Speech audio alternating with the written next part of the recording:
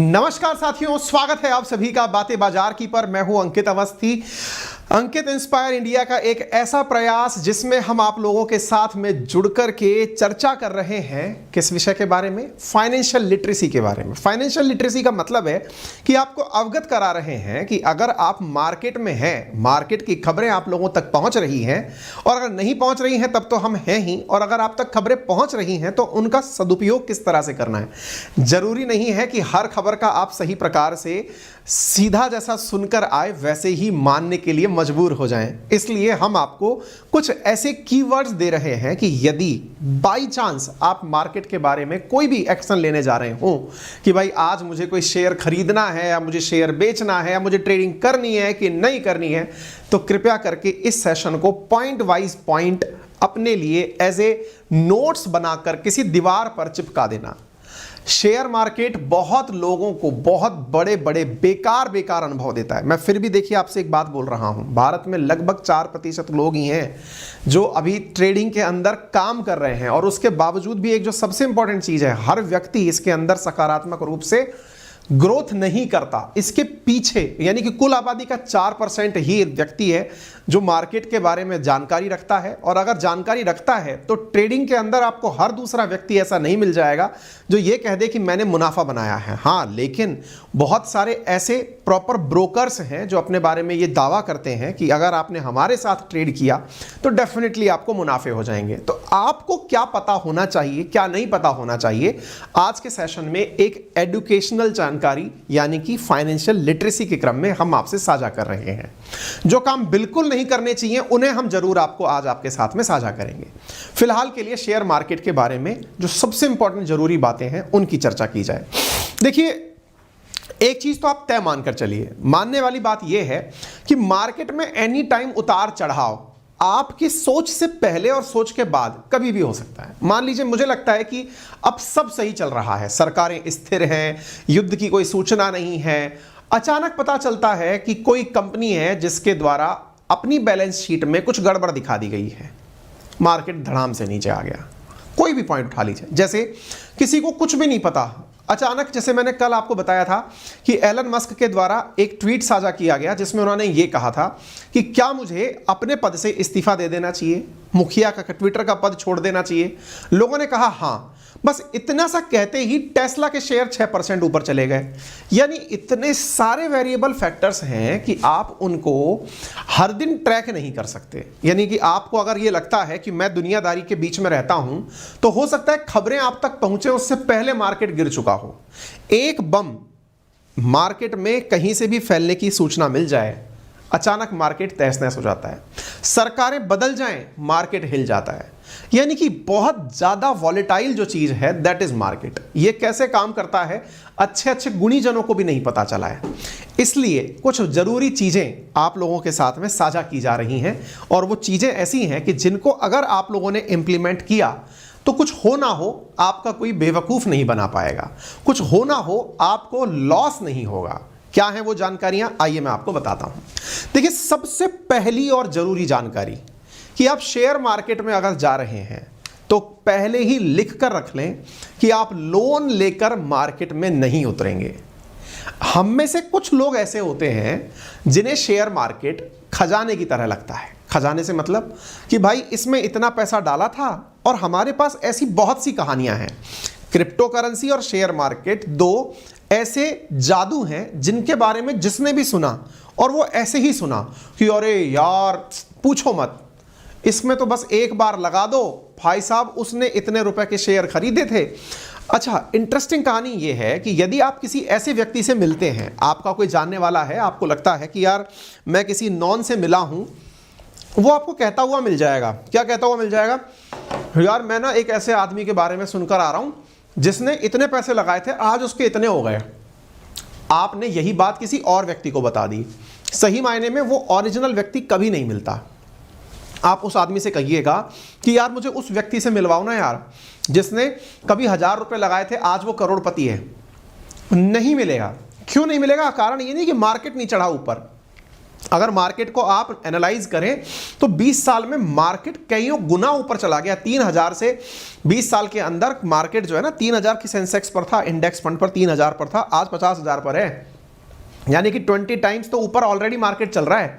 लेकिन इंसानी फितरत जो है ना वो आड़े आ जाती है बीच में, वो किसी पर ट्रस्ट करने नहीं देती है। इस वजह से समटाइम्स क्या होता है कि हम सोचकर तो पूरी तरह से कसम खा के उतरते हैं कि मैं ये नहीं करूंगा, प्राण प्रतिज्ञा लेकर काम करते हैं, लेकिन पहले ही दिन जैसे हमें किसी ने लालच दिया कि यार कल के दिन ये शेयर आने वाला है, ये ले लेना, हमने कुछ नहीं किया, हमने आया दाम देखा, तुरंत जाकर के साथ वाले से कहा कि भाई सुनो, मुझे ना थोड़ा सा पैसा उधार दे दो, मैं इस उधार पैसे से अपने लिए शेयर खरीदना चाहता हूँ। बोले क्यों? क्योंकि साल भर में तो यहाँ पे परसेंटेज रिटर्न जबरदस्त है, मैं तुम्हें इतने ब्याज पर पैसा वापस लौटा दूंगा, तुम मुझे पैसा दे दो। ये काम गलती से कभी भी ना करें, लोन लेकर ट्रेडिंग ना करें। अगर करनी भी, होने का सब कुछ भी आ जाए तो कह देना कि भाई जिस दिन मैं काबिल हो जाऊंगा तब काम करूंगा। ये आपका ऐसा इन्वेस्टमेंट है, आप कॉमन सेंस लगाओ ना, ये इन्वेस्टमेंट है आपका, उसको लोन लेके कैसे करोगे यार? आपके असेट्स में जुड़ रही है ना चीजें, नहीं करना है ना। ये गोल्डन रूल नंबर 1 है। नंबर दूसरी जो सबसे इंपॉर्टेंट चीज है, शेयर मार्केट रिस्की मार्केट कहलाता है। रिस्की मार्केट मतलब यार कुछ पता नहीं है मार्केट कब ऊपर जाएगा कब नीचे जाएगा। मैंने इतने सारे उदाहरण दे दिए आपको। एक बार के लिए ट्विटर पे ट्वीट के माध्यम से टेस्ला के शेयर 6% ऊपर चले गए, दैट मींस मार्केट का कुछ भी नहीं पता है। बहुत रिस्की मार्केट है, ऊपर से नीचे भी धड़ाम से आ सकता है, नीचे से ऊपर भी रातों रात जा सकता है। तो क्या करें? तो जनाब बात ऐसी है कि आप अपनी क्षमताओं को पहचाने कि मैं कितनी रिस्क ले सकता हूं। देखिए मैं आपको फिर बता रहा हूं, ट्रेडिंग हर किसी की बस की बात नहीं है। मैं इसलिए सबसे गुजारिश करूंगा कि ट्रेडिंग के बारे में बिल्कुल भी सोचना बंद कर दें, तो भी कोई बुराई नहीं है। ना करें, नहीं करना। लेकिन जो लोग करने उतर जाते हैं उनके लिए यह सेशन है। देखिए क्या होता है, फाइनेंशियल लिटरेसी का क्या अर्थ है, मैं इस चैनल का जो उद्देश्य है वो आपको बताऊं। मैं आपको ट्रेडिंग नहीं करवा रहा हूं, लेकिन ट्रेडिंग के का आप मेरे कहने से रुक भी नहीं रहे और मेरे कहने से कर भी नहीं रहे। लेकिन अगर आप कुछ करने जा रहे हैं और आप इस सेशन को देख लें तो ऐसा करने से संभव है कि आप किसी बड़े नुकसान से बच जाएं। हाँ, फायदा भी हो सकता है क्योंकि यही तो मार्केट है। ऐसा थोड़ी है कि शेयर मार्केट में लॉसेस ही होते हैं। बहुत लोगों ने बहुत पैसे कमाए। जो आकाश झुनझुनवाला एक सामान्य वर्गीय व्यक्ति था, आज उसकी फ्लाइट चलती है भाई, जो हाल ही में जो मतलब स्वर्गवास जिनका हो गया। चाहे फिर आप उनको उठाकर देख लीजिए, दामानी को, जिनके डीमार्ट्स चलते हैं। लोगों ने खूब पैसा बनाया मार्केट में, लेकिन किन तरह से बनाया है वो बातें मैं आपके साथ में साझा कर रहा हूं। आप अपनी रिस्क पहचानें। मार्केट में बहुत से लोग बहुत पैसे वाले बने हैं और आपके सराउंडिंग में भी लोग हो सकते हैं, लेकिन कम से कम यदि आपको लगता है कि मेरे अंदर रिस्क लेने की कैपेसिटी नहीं है, फिर भी मैं मार्केट में पैसा लगाना चाहता हूं, तो केवल एक ही काम करें, that is non as mutual funds. उसके अलावा कुछ भी नहीं। और म्यूचुअल फंड्स में भी इंडेक्स फंड, किसी दिन हम चर्चा करेंगे इस विषय के बारे में कि क्या होता है ये। उसके अलावा कुछ भी नहीं। कुछ भी नहीं से मतलब क्यों? क्योंकि आपके पास एक ऐसी भगवान ने पावर दी है और उस पावर का नाम है दूसरे की थाली में झांकने की पावर। और उस पावर के अंदर एक और असीमित क्षमता दी है ईश्वर ने, और उसका नाम है दूसरे की थाली में रखे हुए घी को ज्यादा देखने की पावर। ये जो आपके अंदर अद्भुत क्षमता है ना, ईश्वरीय जो देन है, बस ये समझ लो कि आपके जीवन का सबसे बड़ा सार है। आपका इतना बड़ा सार है ये कि आप दूसरे की थाली में, अर्थात अरे यार उसके पास तो इतना हो गया, मेरे पास कब होगा, चल ये रिस्क ले लेते हैं। या फिर उसका तो इतना फायदा हो गया था कल ये शेयर खरीदने से, आज अपन भी खरीद लेते हैं। हम अपना कभी कुछ नहीं जानना चाहते, ना हम अपने ऊपर परफॉर्मेंस पर ध्यान देना चाहते। दूसरे के ऊपर जो हमारे देखने का तरीका है वो हमारे रिस्क लेने के तरीकों में शामिल हो जाता है। रिस्क लेना कहते हैं कैलकुलेटेड रिस्क लेना। कैलकुलेटेड रिस्क का मतलब है आपको पता है मुनाफा होगा तो इतने का होगा, घाटा होगा तो इतने का होगा। ये जो कैलकुलेशन आपने खुद को खुद से समझा रखी है ना, ये ट्रेडिंग का सार है। आज आपको कोई पता चलता है, कोई भाई साहब आके कह देते हैं कि सर मैंने कल एक मतलब साल भर पहले एक प्लॉट खरीदा था, आज उस प्लॉट के भाव में इतनी कीमत की वृद्धि हो गई। तो भाई आपका नसीब है, आपका नसीब अच्छा है। अब मैं इस बात से इंस्पायर हो जाऊं कि यार मुझे भी चल के कोई प्लॉट ले लेना चाहिए, क्या पता मेरी भी लॉटरी लग जाएगी। नहीं भाई, बहुत सारे फैक्टर्स हैं। हाँ, आप कर सकते हैं इस काम को, कोई रोक नहीं रहा है।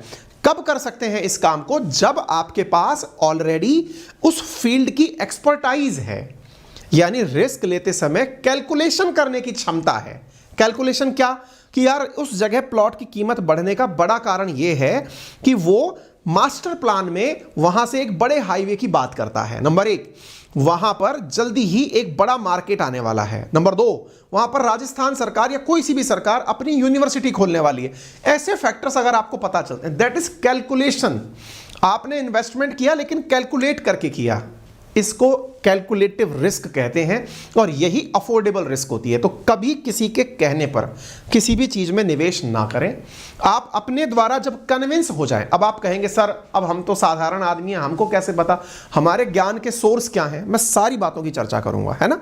तो एक, जबरदस्ती का रिस्क नहीं लेना है, किसी की होड़ाहोड़ गोड़े नहीं फोड़ने हैं, लोन लेकर के ट्रेडिंग नहीं करनी है। पैसा नहीं है तो इंतजार करिए, और भी नहीं है तो कम से कम जो है आपका उससे म्यूचुअल फंड्स करा लीजिए, वो भी एफडी से अच्छे रिटर्न्स आपको दे देंगे, मार्केट में चल रही ब्याज रेट से ज्यादा रिटर्न्स देके जाएंगे, ठीक है।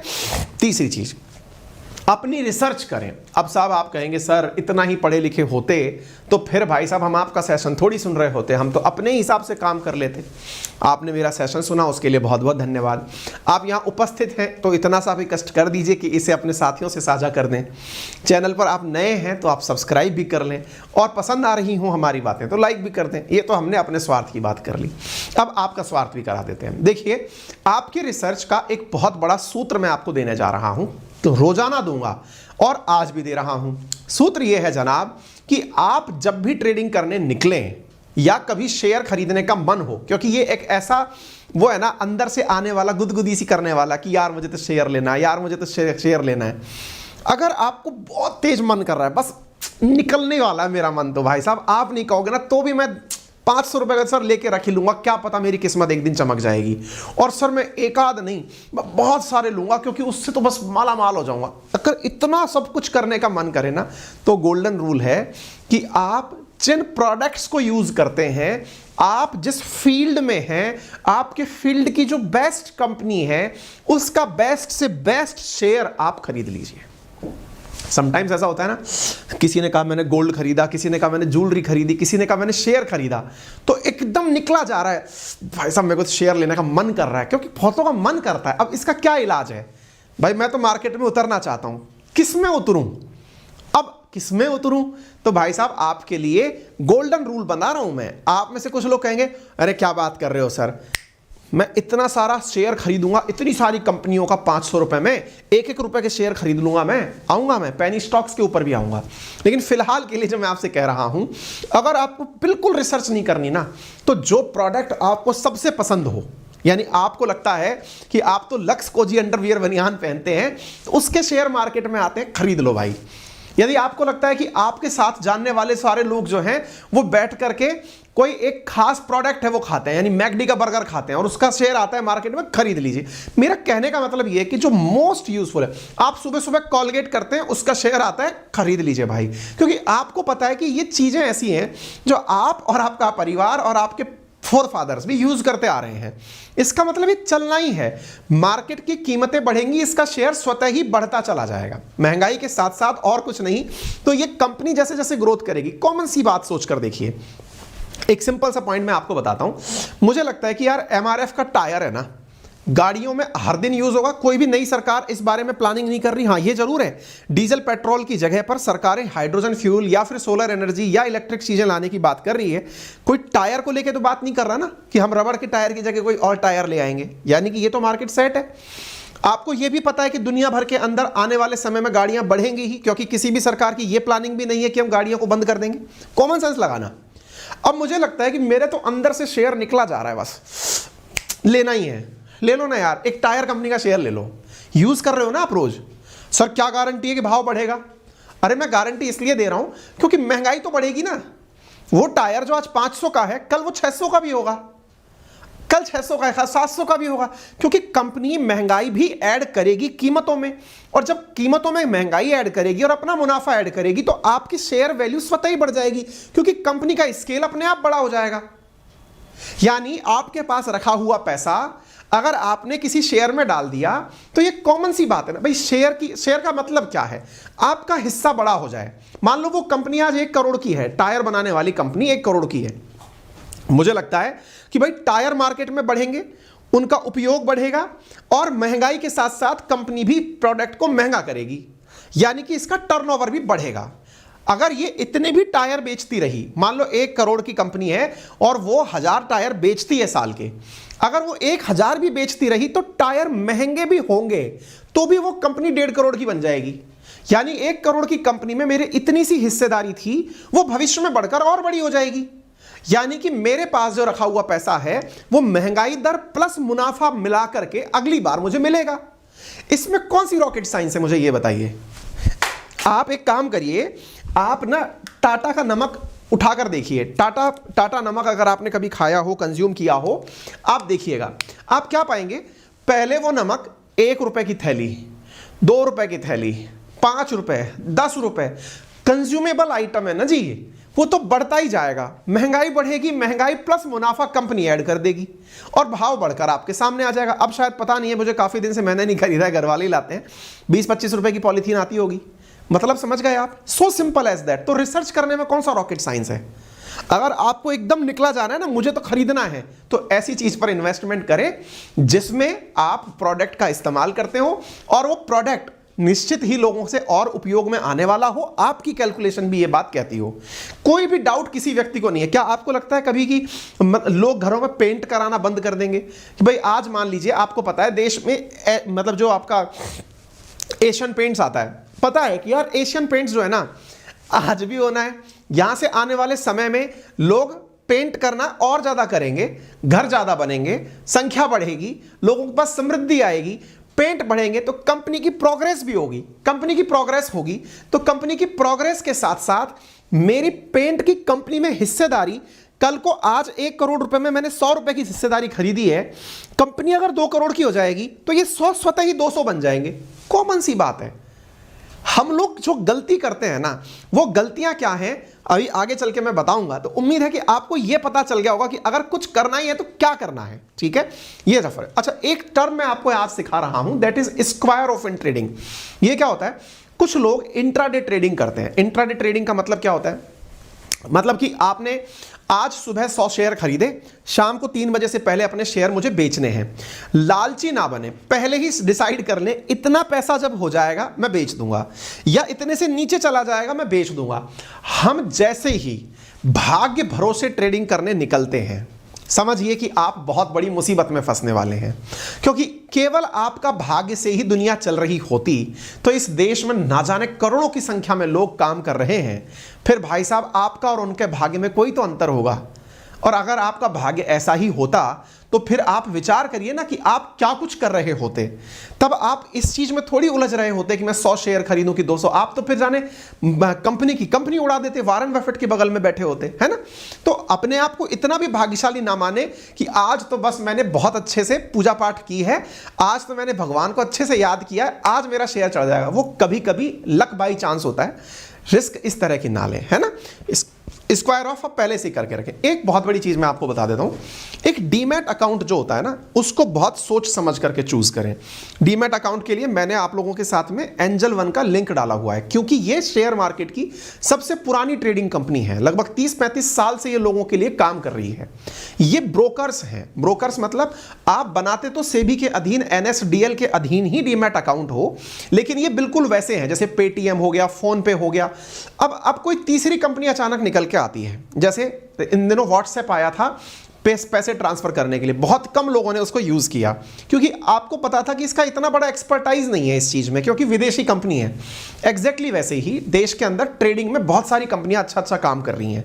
जैसे एंजल ब्रोकर कर रही है, जिसको एंजल वन के नाम से बोलते हैं, हमने आपको कमेंट लगा रखा है। जीरोधा कर रही है, ग्रो कर रही है, 5 पैसा कर रही है। जो ट्रेडिंग के अंदर बहुत अच्छे नाम स्थापित हो गए, उनके साथ अपने अकाउंट ऑपरेट करें। इसका फायदा क्या होता है, ये नहीं है कि वो सब पैसा लेके भाग जाएंगे। मुद्दा ये है, समटाइम्स आप ट्रांजैक्शन कर रहे हो, पैसा अटक गया, आपको अचानक पैसा डालना था, पैसा नहीं हो पा रहा है, तो टेक्नोलॉजी ओरिएंटेड जो अच्छे अच्छे मतलब ब्रोकर्स हैं उनका ही उपयोग करें, अदरवाइज आपको नुकसान हो सकते हैं। मैंने आपको इसीलिए कहा था, मैंने एक लिंक आपको पिन कर रखा है, यदि आप में से कोई भी ऐसा साथी हो जो सोचता हो कि ट्रेडिंग कैसे होती है, तो इसलिए हमने पहले एक दिन एक सेशन भी किया है इस बात पर कि डीमैट अकाउंट क्या होता है, क्यों खोलना होता है, क्योंकि इसके बिना ट्रेडिंग नहीं होती है। कभी भी शेयर मार्केट 1992 के आसपास हुआ करता था, जो पेपर्स में मिला करते थे शेयर, अब नहीं मिलते हैं, ठीक है।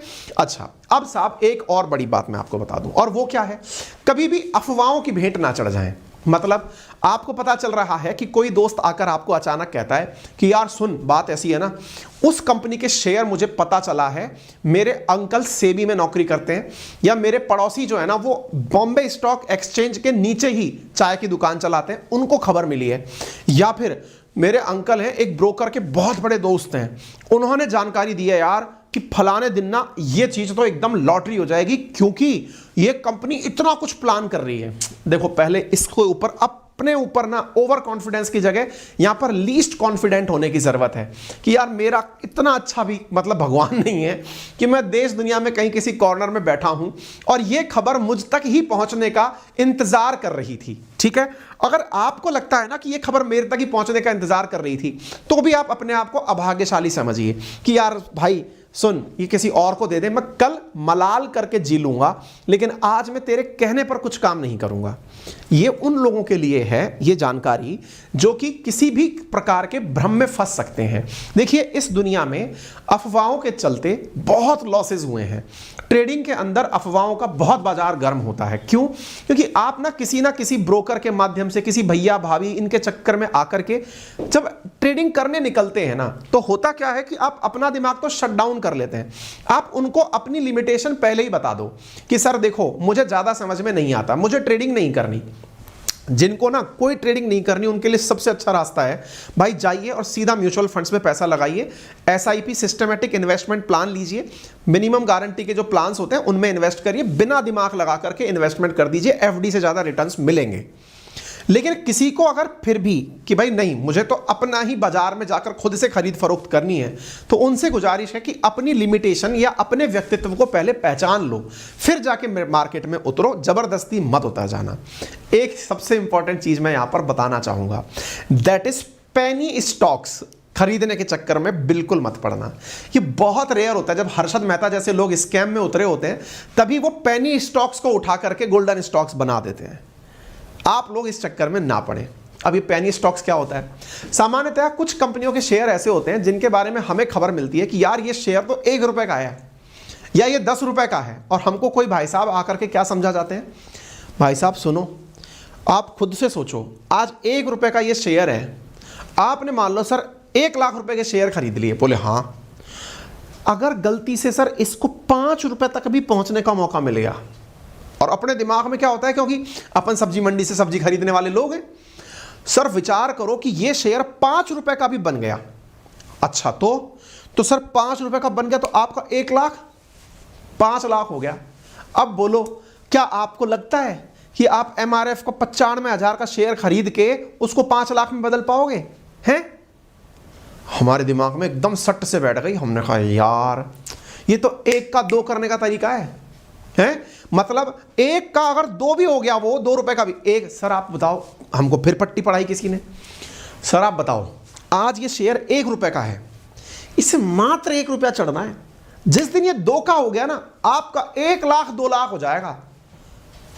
क्या आपको नहीं लगता अगले 1 साल में ये 1 रुपये का 2 रुपया नहीं हो पाएगा?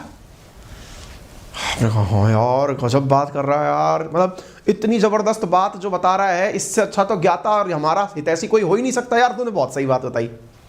वो बेवकूफ बना गया आपका भाई। वो 1 रुपए का शेयर पहले है क्यों, इस पर विचार करो। कोई प्रोडक्ट सस्ता क्यों है, इस पर विचार करो। नंबर 1, क्योंकि उसमें महंगा होने जैसा कोई कैरेक्टर नहीं है। नंबर 1 बात। नंबर दूसरी बात, क्या आपको आज 1 रुपया तो दिख रहा है, लेकिन क्या आपको लगता है कि ये जो 1 रुपए की शेयर बनाने वाली कंपनी, जो 1 करोड़ की वर्थ की हो, मान लो 100 करोड़ की वर्थ की, 500 करोड़ की वर्थ की कंपनी हो, वो 1 साल में 1000 करोड़ की हो जाएगी? विचार करो, आज आपको 1 रुपए का कोई शेयर बांट रहा है, वो कंपनी 1001 करोड़ रुपए की तो होगी। उदाहरण के लिए समझ लो 1000 करोड़ की कंपनी है, उदाहरण के लिए बोल रहा हूं मैं, आपने कहा वो 1 रुपए का 2 रुपए बन जाएगा, आपको नहीं लगता 1 साल में बन जाएगा? बोले बिल्कुल नहीं लगता यार मेरे को कि ये 1 रुपया 2 रुपए में बन जाएगा। बोले क्यों? बोले यार मेरा 1 रुपया 2 रुपए तभी बनेगा जब ये कंपनी 1000 करोड़ से 2000 करोड़ की बनेगी, और ये कंपनी 1000 करोड़ से 2000 करोड़ की बन जाएगी। ऐसा इसने किया क्या है? आई बात समझ में? सबसे इंपॉर्टेंट बात, सस्ती चीज सस्ती क्यों है? आपको किसी ने पाठ पढ़ा दिया, यार 1 का 2 तो भाई तुरंत होगा, 1 का 5 हो जाएगा। अरे ये कोई सब्जी मंडी नहीं है जहां रुपए का ले लो, 2 रुपए का ले लो, 5 रुपए का ले लो, भाव चल रहा है। तो बोले फिर क्या है भाई? यहां पर समझने वाली बात यह कि ये 1 का शेयर 1 का क्यों है, नंबर 1। और अगर ये 1 का 2 होगा तो कंपनी भी 1000 से 2000 करोड़ की हो जाएगी, और 1000 से 2000 करने में, जब इसको 1000 का बनने में इतने साल लग गए ना, तो 1000 से 2000 पहुंचने में कितने साल लगेंगे? अच्छा, तीसरी बात, आप तो ताजा ताजा मार्केट में आए हो, आज ही उतरे हो मार्केट में, हमारे कहने से डीमैट अकाउंट आपने खुलवा लिया, ट्रेडिंग में ताजा ताजा उतर के आप आए हो। आप सोचना जरा, आप तो ये काम कर रहे हो भाई साहब, जो इतने सालों से जिसने अपना व्यापार यही बना रखा है कि मैं तो केवल फुल डे ट्रेडिंग करूंगा, उसके बारे में क्या ख्याल है? कॉमन सेंस लगाना, उसके बारे में क्या ख्याल है? मतलब ये वो बेवकूफ है जो इतने दिनों से इतने शेयर खरीद रहा है और वो 1 रुपए वाले शेयर को नहीं खरीद रहा है।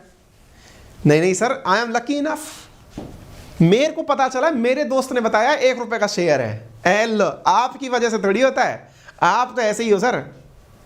माननीय करबद्ध निवेदन है, आप लकी नहीं है। मार्केट में ये समझ करके अगर उतरेंगे तो आप गलतियां करने से बच जाएंगे। समझे आप अपने आप को पहले समझाएं कि सस्ते शेयर के चलते नई चक्कर में पड़ना है। देखना है कि प्रोडक्ट कौन सा अच्छा है, कौन सी चीज में इन्वेस्ट कर सकते हैं, कौन सा प्रोडक्ट आपके लिए अच्छा हो सकता है। उदाहरण के लिए एक बहुत अच्छा एग्जांपल समझ कर देखिए। अगर मान लो कि मुझे लगता है कि मैं बिजली कंपनी के अंदर कर्मचारी हूं, आप में से आप लोग या आपके परिवारजन या आपके भाई बहन, देखिए ये सब जानकारी मैं आपको क्यों दे रहा हूं, इस बारे में भी समझ लेना। अगेन मैं बोल रहा हूं, this is financial literacy, it is very much important to every citizen of India who is pursuing his education till 12th और he is pursuing his job on the age of above 50। सबको जरूरी क्यों है? क्योंकि असल में आप कुछ भी ना करें, मत करिए ट्रेडिंग, लेकिन कोई अगर आपको ऐसा भाई बंधु दिख जाए तो उसको 2 शब्द ज्ञान के दे दोगे, अगर क्या पता वो उस तरह से बच जाए। उससे इन फंडामेंटल चीजों की बात कर लो कि यार कौन से शेयर खरीद रहा है वैसे आजकल, आप उसको क्या पता नसीहत ही दे दो। देखो जानकारी हमेशा कीमती होती है, और अगर आपको जानकारी है ना तो आप इस समृद्ध भारत के निर्माण में भागीदार हो रहे हैं। ये हमारा जो प्रयास है ये केवल आप लोगों को एक लिटरेसी देने का प्रयास है, आपको ये जानकारी देने का प्रयास है कि मार्केट में कैसे ना फंसें। फंसना आपके ऊपर है भाई साहब, हमने आपको जानकारी दे दी, आपकी मर्जी है आपको क्या करना है क्या नहीं करना है। कल मैंने इसी कारण से हर्षद मेहता स्कैम आप लोगों को पढ़ाया था इसी सेशन के ऊपर, आप देख लेना उसे, कैसे लोग फंसे थे उसके चलते। मैं आज ये बता रहा हूं क्या ना करें, क्योंकि मुझे पता है जिसको करना है ना वो कुल्हाड़ी से कपड़े धो के मानेगा, लेकिन भाई साहब फिर भी हम तो अपनी जिम्मेदारी निभा लें, फिर आपके ऊपर है। अब मान लो कि आप बिजली विभाग में काम करते हो, आपको पता चल गया अंदर की बात क्या है, आपको पता चल रहा है कि यार आजकल टाटा वाले बहुत गजब इन्वेस्टमेंट कर रहे हैं। जैसे अब मान लो आप 5G यूज करने वाले उपभोक्ता हो, आप और हमने 5G यूज करेंगे, हमने तैयारी कर रखी है। आपने देखा कि यार एयरटेल वालों ने और जियो वालों ने इतना गजब इन्वेस्टमेंट किया है 5G में, किया है। कॉमन सेंस कहता है कि जब इन्होंने इतने टावर लगा दिए, इतनी अच्छी सर्विसेज दे रहे हैं, कॉमन सेंस कहता है कि यार इसका मतलब इन लोगों का अगला 5 साल सेफ है। क्यों? सरकार 6G अभी लाने वाली नहीं है। नंबर दूसरा, कोई तीसरी कंपनी नहीं है जो कि आकर के इनको टक्कर दे दे, क्योंकि स्पेक्ट्रम बिक चुके हैं। अब क्या होगा? कंपनी की वैल्यू बढ़ेगी ही बढ़ेगी। बोले क्या गारंटी है बढ़ेगी, कैसे बढ़ जाएगी? अरे भाई नए कस्टमर्स जुड़ेंगे, क्योंकि देश में सबके पास 5G नहीं है, नंबर 1।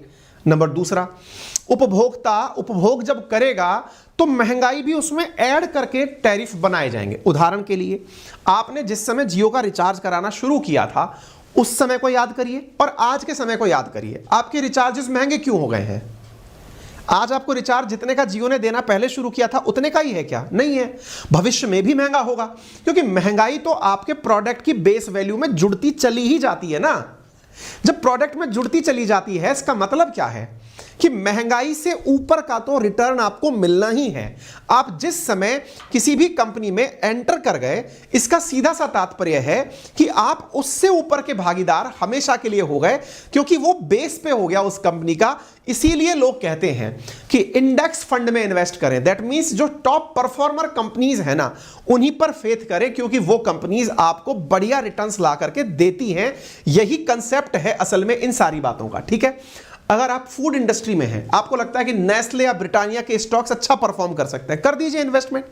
अगर आपको रेलवे विभाग में काम कर रहे हैं, आपको लगता है आईआरसीटीसी भविष्य में क्या प्लानिंग कर रहा है, कैसे आईआरसीटीसी के कस्टमर रोज नए जुड़ते जा रहे हैं, इसमें कर दीजिए। कहने का अर्थ क्या है ना, किसी के कहने पर आप काम करते हैं, साहब पता चल रहे हैं मतलब उद्योग, जैसे कि मान लीजिए गोलगप्पे के व्यापारी हैं, आपको पता चल रहा है मैं गोलगप्पे खिलाता हूं साहब, बोले इन दिनों एमडीएच का मसाला बढ़िया चल रहा है कि सीबा का मसाला बढ़िया चल रहा है। आपको पता है कि यार एमडीएच वालों ने 10 फैक्ट्रियां और खरीदी हैं, तो आप करिए ना उसमें इन्वेस्टमेंट। आपको पता है कि वो कंपनी ग्रो करेगी।